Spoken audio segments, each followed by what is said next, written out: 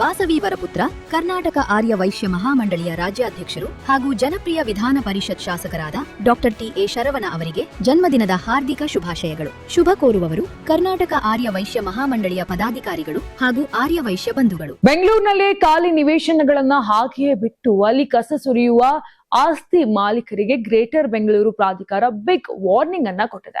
ಎಚ್ಚರಿಕೆ ನೀಡಿದ್ರೂ ಕೂಡ ನಿರ್ಲಕ್ಷ್ಯ ಮುಂದುವರಿಸಿದ್ರೆ ಅಂತಹ ಖಾಲಿ ಆಸ್ತಿಗಳನ್ನ ಮುಟ್ಟುಗೋಲು ಹಾಕಿಕೊಳ್ಳಲು ಪಾಲಿಕೆ ಈಗ ಗಂಭೀರ ತೀರ್ಮಾನವನ್ನ ಕೈಗೊಂಡಿದೆ.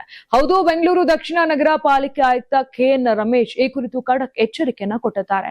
ಎಚ್ಎಸ್ಆರ್ ಲೇಔಟ್ ಸೇರಿದಂತೆ ವಿವಿಧೆಡೆ ಖಾಲಿ ನಿವೇಶನಗಳಲ್ಲಿ ಕಸ ಸುರಿದು ಪರಿಸರ ಮಾಲಿನ್ಯ ಉಂಟು ಮಾಡುತ್ತಿರುವ ಸ್ಥಳಗಳ ಸ್ವಚ್ಛತೆಗೆ ಸಚಿವ ಕೃಷ್ಣ ಬೈರೇಗೌಡ ಅವರು ಸೂಚನೆಯನ್ನ ನೀಡಿದ್ರು.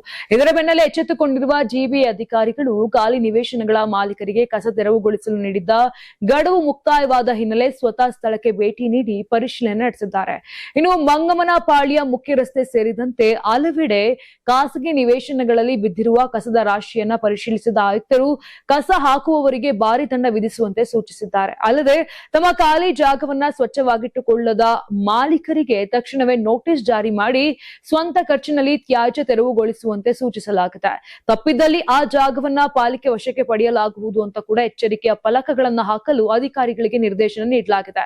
ಇದೇ ವೇಳೆ ಬೆಂಗಳೂರು ನಗರದಲ್ಲಿ ಒಟ್ಟು 1,700 ಕೋಟಿ ರೂಪಾಯಿ ವೆಚ್ಚದಲ್ಲಿ ಕೈಗೆತ್ತಿಕೊಳ್ಳಲಾಗಿರುವ ವೈಟ್ ಟ್ಯಾಪಿಂಗ್ ಕಾಮಗಾರಿ 51% ಪೂರ್ಣಗೊಂಡಿದ್ದು, ಬಾಕಿ ಉಳಿದಿರುವ ಎಲ್ಲ ಕಾಮಗಾರಿಗಳನ್ನ ಡಿಸೆಂಬರ್ ಒಳಗಾಗಿ ಕಡ್ಡಾಯವಾಗಿ ಪೂರ್ಣಗೊಳಿಸಬೇಕು ಅಂತ ಮುಖ್ಯ ಆಯುಕ್ತ ಮಹೇಶ್ವರ್ ರಾವ್ ಅಧಿಕಾರಿಗಳಿಗೆ ತಾಕೀತು ಮಾಡಿದ್ದಾರೆ.